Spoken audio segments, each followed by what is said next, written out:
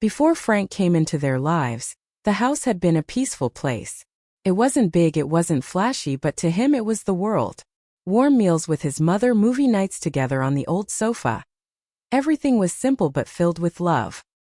His mother was a strong woman, and despite working hard to raise her children, she never let him feel deprived. They weren't rich, but they were happy. Then Frank appeared. First he seemed friendly. The way he smiled, the way he talked, everything convinced his mother that this was a good man.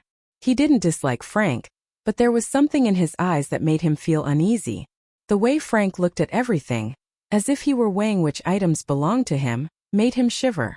Just a few weeks later things began to change. Frank moved in with them, bringing with him a strange air. Suddenly, cozy dinners turned into silent conversations where he just sat there listening to Frank brag about himself. The household items he was familiar with disappeared, replaced by Frank's things. But worst of all, his mother changed too. She no longer spent much time with him. When Frank spoke, she listened. When Frank asked, she did. And so, little by little, the house was no longer his. At first, Frank appeared to be a good man. He helped his mother with the housework, bought him gifts, and even told jokes that made him laugh against his will. But that was just a facade. Only after a short time, when Frank was sure that no one could chase him away, did his true self reveal itself. The change came slowly, like the night falling without him even noticing. The meals were no longer fun. Instead of the warm stories between mother and son, now only Frank's voice rang out, full of power and domination. He talked about things that didn't interest him, but if he didn't show interest, just a glance from Frank was enough to make the atmosphere suffocating. Then one day he started to get angry. At first it was just small criticisms, things like, "This kid is useless," or, "He doesn't know how to do anything properly." But gradually his voice became harsher. He yelled at his mother for little things, like cooking something that didn't suit her or cleaning the house properly. His mother, who had always been strong, now endured it silently. She never argued back, never protested. He saw her eyes filled with worry, but she just smiled awkwardly and said, "It's okay, son." But he knew things weren't okay. Nightmares began to come to him at night. He dreamed of Frank standing in the dark, his eyes cold as a predator. He saw his mother crying, but when he rushed towards her, she disappeared into a mist. Every time he woke up, he felt his heart pounding, his breathing rapid as if he had just run away from a wild animal. But it wasn't just a dream, because when he woke up, he realized that even during the day he wasn't safe. Frank no longer hid his cruelty. He slammed his fist on the table when he was angry, smashed a glass when he was displeased. For the first time he saw his mother truly afraid. That was the moment he realized Frank wasn't just a bad man, he was a monster, and they were stuck with him. It all came to a head on a stormy night. He sat huddled in bed, eyes wide open, staring at the pitch-black ceiling. The rain pattered on the roof, the wind howled through the cracks in the windows, making an eerie sound. But what kept him from closing his eyes wasn't the storm outside, but the arguing in the living room. Frank was screaming. He was used to his yelling, but this was different. His voice was angry. His voice was gritted, as if he were about to do something terrible. His mother was crying too. Not the soft sob she usually did, but a choked, desperate sob. Pop! A dry sound rang out, making his whole body stiffen. His heart pounded, his hands gripped the blanket so tightly that his knuckles turned white. A moment of eerie silence filled the house. Then he heard his mother's moans, as faint as dry leaves blown by the wind. He couldn't take it anymore. Almost unconsciously, he bolted out of bed and ran down the stairs. His heart clenched at the sight before him. His mother was lying on the floor, one hand clutching her cheek. Her eyes were red and swollen from crying. Frank stood beside her, his hand still raised, his breathing heavy with anger. In that moment he no longer saw a human standing there, only a monster of rage and violence. He rushed forward, blocking her way, his arms outstretched as if to protect her from everything. "Don't touch my mother," he shouted, his voice cracking with fear and anger. Frank looked at him, his eyes narrowing. A smirk appeared on his rugged face. "What do you think you can do, little brat?" he growled. But he didn't back down. He stood there, his legs shaking, his chest feeling like it was about to burst with fear. His mother grabbed his arm, her voice shaking. "No, don't you." Frank laughed, a cold, contemptuous laugh. Then he raised his hand as if to strike again. He closed his eyes, preparing for the blow that would knock him down. But just as his hand was about to touch him, his mother shouted, "Enough! I'll call the police." The room froze. Frank stopped mid-sentence, his eyes flashing dangerously. "How dare you?" His voice was quieter but more menacing. His mother trembled, but this time she didn't bow her head like she always did. "I'm not afraid of you anymore," she said, her voice choked but determined. "I should have done this a long time ago." He looked at his mother, saw her standing straight, though her body was shaking. She had had enough. This was no longer patience, this was rebellion. Frank clenched his fists. For a second he thought he was going to lunge. Then he dropped his hands, took a step back. "Fine," he smirked. "I'm going. But remember, I'll be back." He walked out the door, leaving the storm still raging behind him.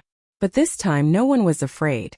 Amanda held her breath, her hand tightening on the phone as the knocking on the door intensified. In the silence of the house, the sound was like a bell signaling the coming storm. Frank, the man who had always made her and Mason live in fear, stood silently in the middle of the living room. His eyes were bright with anger and suspicion, his hands clenched into fists. Mason trembled behind his mother, his eyes wide and anxious, watching every move in the room. The door swung open. 2 police officers entered, their cold gazes scanning every corner. "Frank Dawson, you're under arrest for domestic violence." The officer's decisive voice rang out like an undeniable verdict. Frank took a step back, his body tensing. He stared at Amanda, his eyes flashing with betrayal. "You dare call the police?" he hissed, his voice filled with indignation. Amanda tightened her grip on Mason's hand, shielding the boy behind her. She didn't reply, but her determined gaze said it all. It was time for him to pay.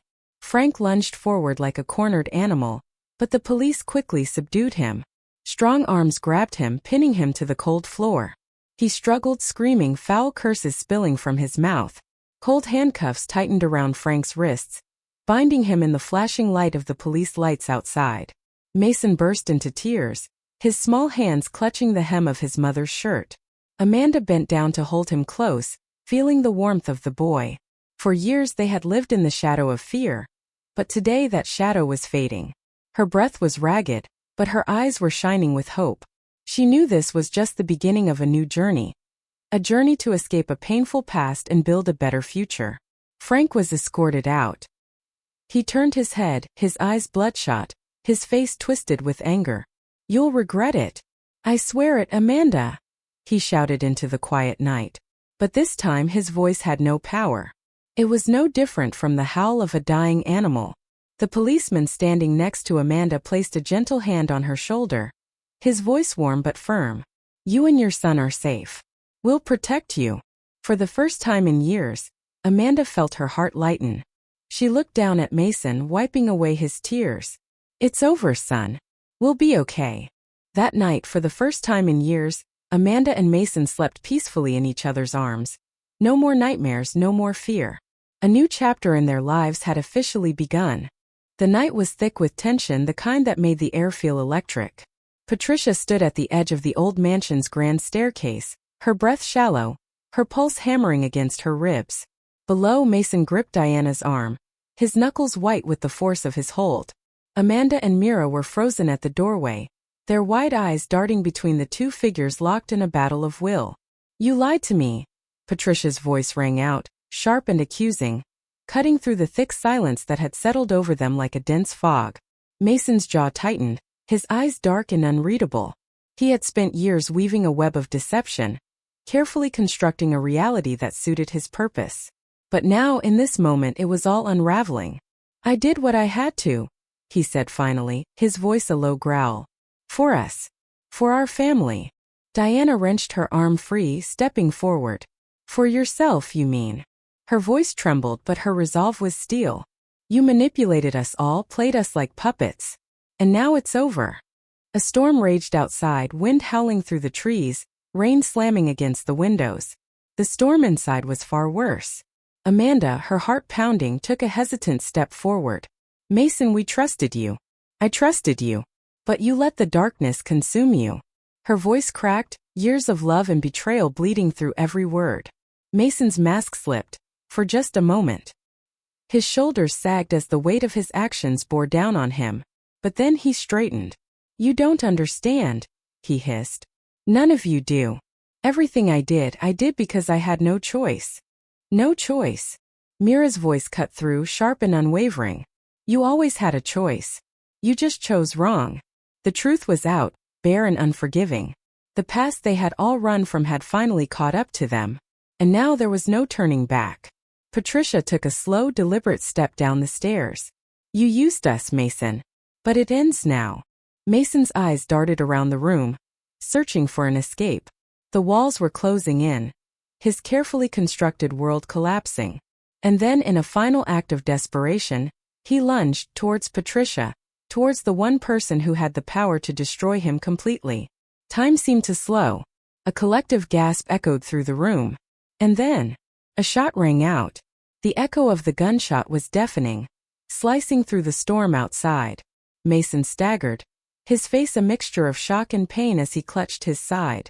Blood seeped between his fingers, dark and unforgiving. Amanda held the gun, her hands trembling, her breath coming in ragged gasps.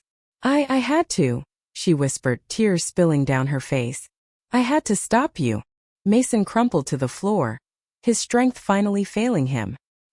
His gaze found Patricia's one last time, something unspoken passing between them. Then his eyes fluttered shut. Silence swallowed the room.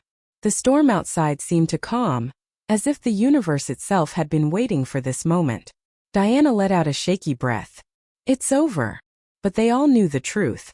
The scars of this night would never fade. The past had caught up with them, and though Mason's reign of manipulation had ended, the consequences of his actions would linger forever. As dawn broke, painting the sky in hues of pink and gold, they stood together, bound by tragedy, by love, by the fragile hope that maybe, just maybe, they could begin again. The storm raged on outside, but within the dimly lit room, the true tempest brewed between the fates of Patricia, Mason, Diana, Amanda, and Mira. The weight of betrayal, sacrifice, and undying love had finally reached its breaking point. Mason stood at the center, his hands trembling as he held the final piece of evidence, the one that would either condemn or redeem them all. His face was ghostly pale, eyes darting between his wife Patricia and the woman who had turned their lives upside down, Amanda. Diana, her voice barely a whisper but laced with steel, finally spoke. Mason, you have to decide now. We can't run from the truth any longer. Patricia, standing tall despite the tears in her eyes, took a step forward. I did what I had to do to protect this family. To protect you, Mason. Do you really think I had a choice? Amanda, bruised but defiant, scoffed. There is always a choice, Patricia. And you chose to deceive, to manipulate. Look where that has gotten us. Mira, the youngest yet perhaps the wisest of them all, watched with a knowing sadness. Maybe the real question isn't who to blame, she said, her voice steady, but what we do now, knowing everything. The tension in the room crackled like electricity. Mason's grip tightened on the evidence, the damning letter, the secret that had haunted them for years. If he destroyed it, they could all walk away, but the truth would remain buried. If he revealed it, their lives would be forever changed. And then Mason did something no one expected. He let the paper fall from his fingers, watching as the fire in the nearby fireplace greedily consumed it. The past could no longer hold them prisoner. No more lies, he murmured. We start fresh. We live with what we've done, but we move forward. Together. Patricia exhaled deeply, her body sagging with relief and grief. Amanda, stunned, gave a slow nod. Diana and Mira exchanged a glance, one of understanding, of shared history, of a new beginning. Outside, the storm began to subside, the first hints of dawn breaking through the heavy clouds. It was a metaphor, a symbol of hope amidst destruction. The lesson was clear. The past could shape them, but it didn't have to define them.